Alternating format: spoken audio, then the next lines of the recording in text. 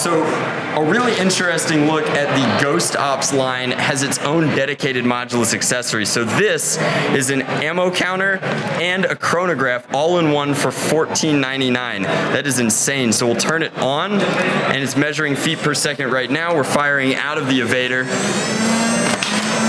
68.4, 64.7, 69.9, so floating right at and under that 70 feet per second margin, which is exactly what we've come to expect. This is really cool, and the precision giving you decimal points is insanely neat.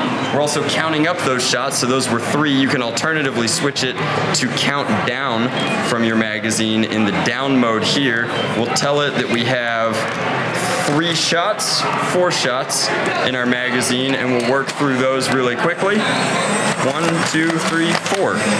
Now it knows that it's time to reload.